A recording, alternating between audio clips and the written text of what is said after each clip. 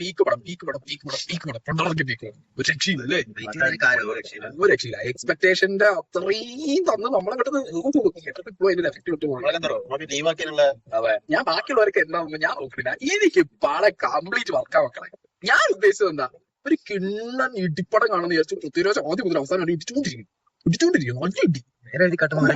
പിന്നെ അത് കഴിഞ്ഞിട്ട് ക്യാമിയോ പ്രതീക്ഷിച്ച് പോയ ഞാൻ അല്ല, എന്തായാലും നമ്മളെ ക്യാമിയോ ലാലേട്ടൻ പ്രതീക്ഷയാണ്. നമുക്ക് മറ്റേ ഇരട്ടി മധുരം എന്നൊക്കെ പറഞ്ഞ 3 ക്യാമിയോ അല്ലേ, ലാലേട്ടനൊക്കെ 3 ക്യാമിയോ ഉണ്ട്. ഞാനൊരു രക്ഷയില്ല. വൈശാഖിന്റെ മേക്കിംഗ് ഇതിനകത്ത് ഇങ്ങനെ ഉണ്ടല്ലോ, നമ്മളെ ഇരുത്തി കളയും തിയേറ്ററിൽ. വെരി ഫാസ്റ്റിലാ പടം പോണെ. അങ്ങനെ പോവാണ് പടം എവിടെയും ഒരു പൊട്ടിക്ക് പോലും ഡ്രോപ്പ് ആവില്ല. ഫസ്റ്റ് ഹാഫ് ആമിർ അലി എന്ന് പറഞ്ഞിട്ടുള്ള ആ ക്യാരക്ടർ എസ്റ്റാബ്ലിഷ് ചെയ്യുന്നത് ആമിർ അലിയുടെ ഉപ്പാട് ഉപ്പ, അതായത് വാട്ട് വി ആർ എക്സ്പെക്ടിങ് മോഹൻലാലിന്റെ ആ ഒരു ക്യാമിയോ ക്യാരക്ടർ, അതിന് ബിൽഡപ്പ് കൊടുത്തൊരു ബിൽഡപ്പ് ഉണ്ട്. അതായത് നമ്മളെ തിയേറ്ററിൽ ഇരുത്തി എപ്പ വരും എന്നുള്ളത് ആലോചിച്ചത്. അത് ഉപ്പ എന്ന് പറഞ്ഞാൽ ലോക സ്മഗ്ലർ എന്ന് പറഞ്ഞ സാധനം തന്നെ ഇയാൾക്ക് വേണ്ടി ഉണ്ടാക്കി എന്നുള്ള ആ ഒരു ബിൽഡപ്പ് ഇൻട്രൻസ് കൊടുത്ത സ്ഥലത്ത് നിന്ന് നമ്മളിങ്ങനെ ഇരിക്കുകയാണ്. എന്ത് ഇയാളിപ്പോ വരും പക്ഷെ ആ എക്സ്പെക്ടേഷന്റെ മുകളിൽ പൃഥ്വിരാജിന്റെ ക്യാരക്ടർ വന്നു. എന്താ പറയാ, നമ്മൾ ആ ഒരു പ്രതീക്ഷ ഭയങ്കരമായിട്ട് ഇൻട്രൻസും ആണ് ഈ ക്യാരക്ടറിന്റെ ലൈന്. പൃഥ്വിരാജിന്റെ ക്യാരക്ടർ എസ്റ്റാബ്ലിഷ്ഡ് ആവുക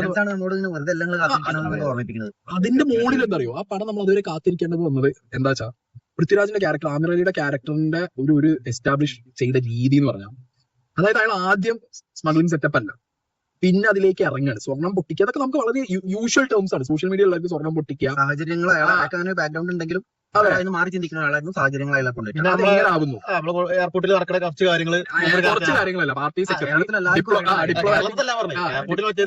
സ്വർണ്ണക്കടത്തിന്റെ അല്ല, 10 കിലോ പുറത്തുകൂടെ നടത്തുമ്പോൾ ഏതെങ്കിലും പാവപ്പെട്ടവരുടെ പരിപാടി, അതൊക്കെ സ്വർണ്ണക്കടത്തിന്റെ കുറെ നമുക്കറിയാവുന്ന, അല്ലാതെ എക്സ്ട്രാ എലമെന്റ്സ് അല്ല, നമുക്കറിയാവുന്ന എലമെന്റ്സും, പിന്നെ നമ്മുടെ നാട്ടിൽ തന്നെ നടന്ന ഡിപ്ലോമാറ്റിക് ബാഗേജും പാർട്ടി സെക്രട്ടറി പരിപാടിയും അതൊക്കെ അതിനകത്തുണ്ട്. അതൊക്കെ വെച്ച് സാധനം സെറ്റ് ആക്കിയിട്ടുണ്ട്. അത്രയും കിടലായിട്ട് അയാൾ ചെയ്തിട്ടുണ്ട്. അതുപോലെ ഇതിനകത്തുള്ള ഒരു ഫൈറ്റ്, അതായത് എല്ലാ ഫൈറ്റും നമുക്ക് ഗൂസ് തന്നു. ഗൂർഖകളുടെ ഫൈറ്റ്, അത് മറ്റേ നിഞ്ച ഫൈറ്റ് ഒക്കെ കാണുന്നവര് ഫൈറ്റ് നമ്മൾ ഒരിക്കലും എക്സ്പെക്ട്, നമ്മൾ അപ്പോഴൊക്കെ എക്സ്പെക്ട് ചെയ്യുന്ന ഏതെങ്കിലും ഒരു ക്യാരക്ടർ അവിടെ വരും. സാധാരണ സിനിമയിൽ അങ്ങനെയാണല്ലോ, ഇവരടിക്കുമ്പോൾ ഏതെങ്കിലും ഒരു ക്യാരക്ടർ വരും.